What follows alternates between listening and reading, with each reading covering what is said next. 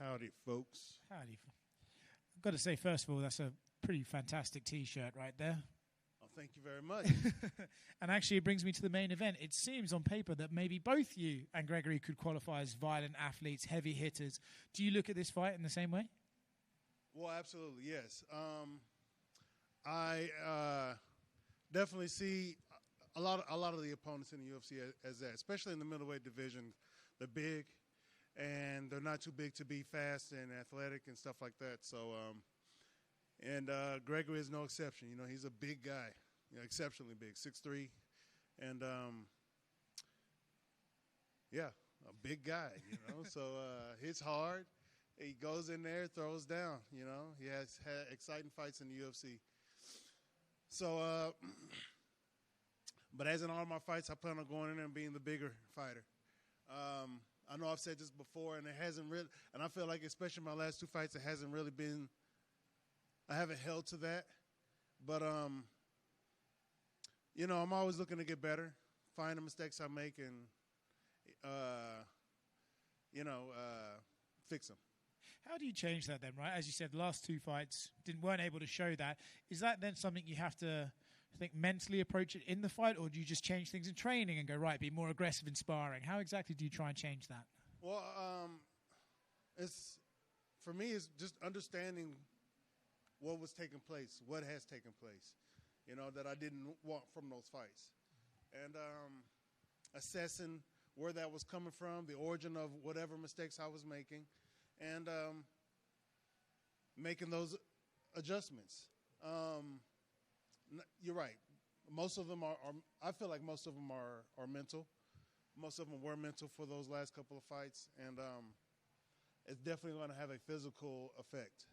Nice. Do you feel in some ways, right, you've been around, you're the name fighter here, that you're giving, an up-and-coming guy an opportunity here? Do you feel like you're sort of giving Gregory an opportunity to build something off your name? No, I think he's pretty much earned what he's done. I guess you can consider me the sacrificial lamb in that regard, right? But this is the name of the game. We fight each other. So I don't have any. I try to separate that emotional aspect from what we're doing here. This is a business. We're doing business. So that's just it. And plus, my last two fights were of the same essence, if you will, fighting up-and-comers who are. I can't remember the term that you put. I don't even want to say it again because I didn't like the way it sounded. Okay. But same situation again.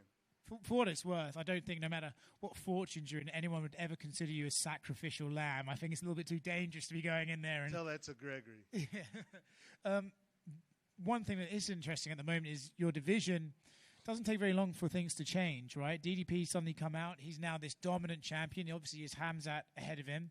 But outside that, you've got Imavov's had a good win and stuff. But there just seems like there's room for guys to rise the rankings real quick when there's a new champion sort of looking for contenders. Would you agree?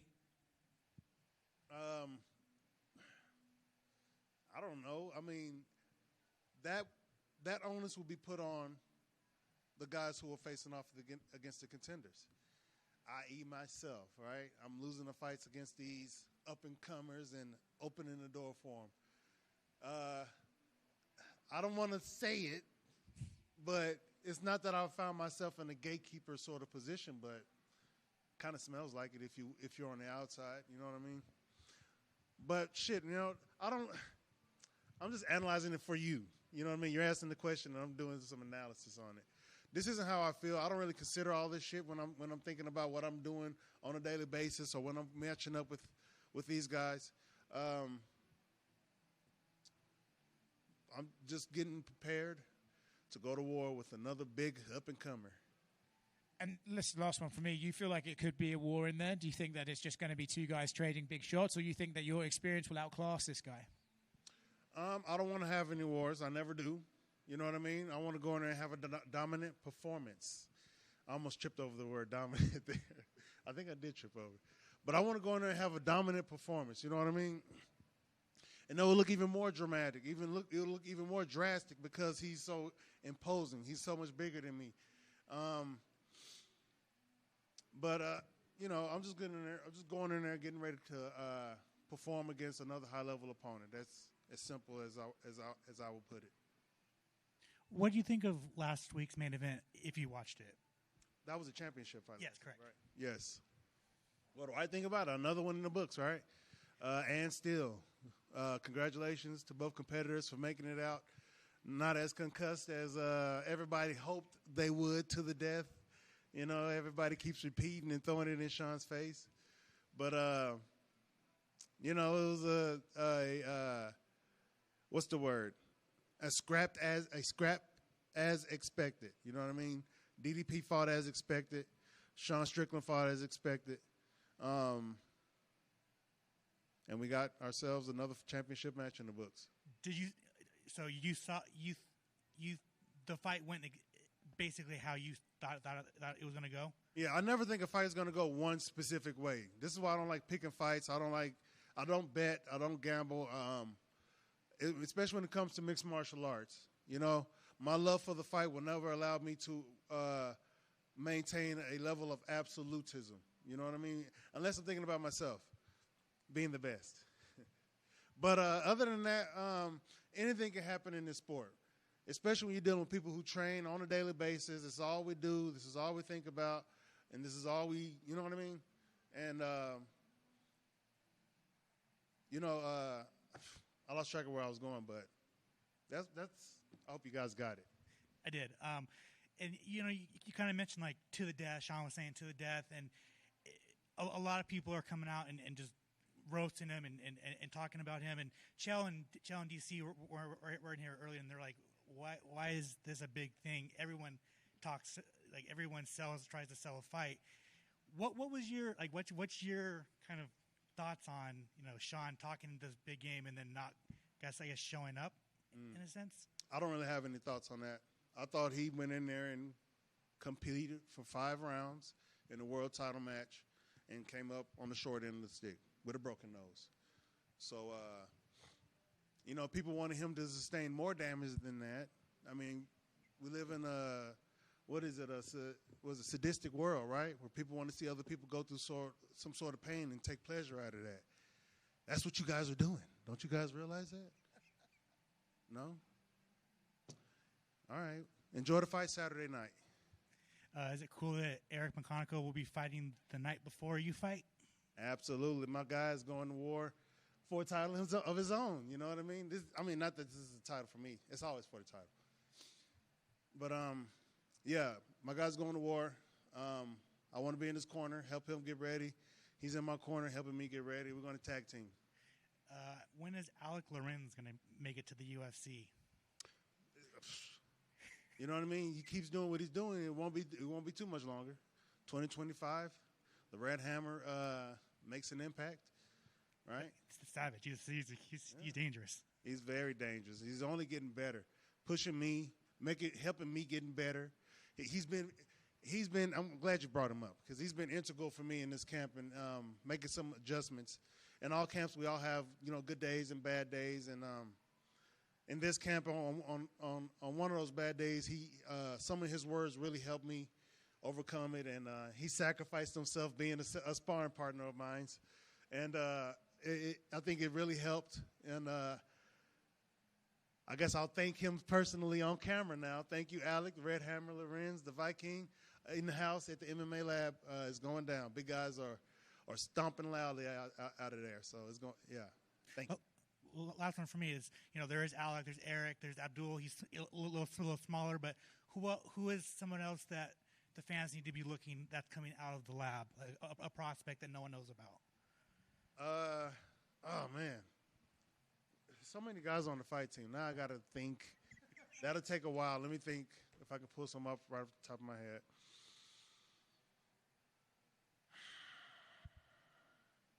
I have to start with the bigger guys. Brady's been doing good. He'll keep doing good if he gets fights. You know what I mean? His fights keeps falling through at the last minute. Kai's been hammering people. The MMA Lab team. It's hard to put them on. You know what I mean? Follow them on Instagram. You'll see what's going down. Thank you. Yeah, thank you. I know you're going in there and you're training, you're doing these things. You've been doing this for a minute. Is it a matter of when you go into these fight preparations, is it just tweaking what's worked for you, or are you still learning new wrinkles? Are you still learning new things in the game still at this point? It's always a learning process. This is one big learning process, one long journey. You know what I mean? Yes, adding new things, trying new things, I don't want to say throwing out old things. Yep. Keeping the things that work, of course, yep. Absolutely right. Trying to make those better. Just trying to get better at everything, you know. Is there anything that from your very beginning, you like you said you get rid of the stuff that doesn't work. When you think back to when you started this, was there something that you did in training that now you're like, man, I can't believe I used to do that sort of thing back when I was training, or maybe even just a fight week prep? No, I've always had good teams around me. Even in Alaska, I had a good team. And after the Alaska, it was always MMA Lab, and MMA Lab is world class. So, no, I've always had a good team around me to help guide me through these processes. And what was the question again? No, that's pretty much it. You know, if there was something that you don't do anymore that maybe that you realized at the point wasn't good for you, but it sounds like you've had the right people around you kind of helping shape your career. Yeah, yes, helping me as I go along. I wouldn't say yes, helping shape my career. I guess you can put it that way. Well, what's interesting, I don't know if you got to see any of the guys by the time you got here, but the Ultimate Fighter guys are here as well. So you got guys that are just starting their journey with trying to get into the UFC, and here's someone like yourself that's, been in the game and, has been with the UFC for quite a while. I don't know if you saw any of those guys, and, when you see guys like that or know of those guys, what is something that you would maybe impart to guys that are starting their journey, trying to get in the UFC, that you've learned that if you could tell them to take that moment, what would you say to those guys that are about to enter into the house? I don't know. Ultimate Fighter is a different experience from what I'm told. So don't make a fool of yourself. That's it. I'm going to leave it at that. Don't make an ass of yourself. You know what I'm saying? Represent yourself to the fullest. Yep. You know what I mean? Because it's going to stick with you for the rest of your career. What you do in this house is going to be your first impression. So what kind of first impression do you want the world to see? Do you want them to see a guy who's rambunctious and a clown, no self-discipline, or a guy who's driven, really focused on the sport? You know what I mean? The Khabib, the next coming, or some crap like that. The next coming, I don't know. What weight classes are these? Yep. Flyweight and welterweight. So you know what I mean? To each his own. There's no one-size-fit-all in this game. We've seen guys wear their ass on their shoulders and make millions of dollars, right? And we've seen guys come in with the loudest mouth and make nothing, right? And let your actions always speak louder than your words. No more. Those are enough gems for you guys. You can write a book. Who do you think is going to do a better job of coaching those young fighters, DC or Chael? I think DC has. I don't know. I think DC is a more active coach. I don't know what Chael does when his non-broadcasting and podcasting time. So I don't know, but DC's pretty busy too. Yeah. They're both smart guys. I mean, they're both MMA legends. They're both insane level wrestlers who still love the sport, who still are ingrained in the sport of wrestling. I think those competitors on the show have some good guys to be coaches, to have coaching. I mean, DC is a maniac when it comes to winning. I know Chael doesn't like losing, yep. But he can take a loss and make it look good. You know what I mean? Yeah. DC does not look good when he's losing. We've seen his cry face, not to I guess to take a joke at him. Yeah. Well, going back to your fight, and I know you said earlier, you kind of separate the emotions going into a fight week. You can try to keep it more in business. Your opponent opposite of you, this is his first main event. Can you remember back to your first main event and what sort of nerves and excitement that happened that fight week? And do you think that plays into anything on the fight week? His very first time signing his face on a poster, all that sort of stuff. I mean, it might. I don't really know Gregory personally. There's a lot of factors for me to make that assumption. But for my first main event, I remember it vividly because it was glorious. Yep. Copenhagen, Copenhagen, Denmark, which is a beautiful country. They call it the happiest country in the world, and it was really nice when I was there. It was Jack Hermance's, essentially his hometown, his region. Yeah. You know, everybody. It was kind of like the fight before that when I went to Brazil, but everybody was against me. You know what I mean? Everybody was for Hermance, and I went in there and put him away in the second round. And you know, I flew first class for the first time on the way back. So, but it was first time flying first class, and that was freaking awesome. Yeah. And it was good, man. I guess the things started opening up more after that one. Yeah. I get the last question. You know, the fight could play out many different ways, but what's your keys to the victory? What needs to happen to make sure that you get your arm raised on Saturday? Hit him often, hit him hard. No pity-patty shots. No trying to keep him off of me. You know what I mean? Do what I got to do to put this man away. You know what I mean? Again, anyway. So yes, not get hit by him, not find myself in any brawls with him unless he's on chicken legs or something like that. But brawling wouldn't last long. You know what I'm saying? If he's brawling, it doesn't last long. But if I'm brawling, it ain't gonna last long. You guys haven't really seen me brawl in there. Anyway. But yes, hit him often, hit him hard, be faster than him, and don't get hit. Stay moving, stay hard to find, hard to hit, and not just move around and relinquish space against this person. So yeah. Looking forward to it. I'm already giving you too much. No, I like it though. Looking forward to it. Best of luck on Saturday.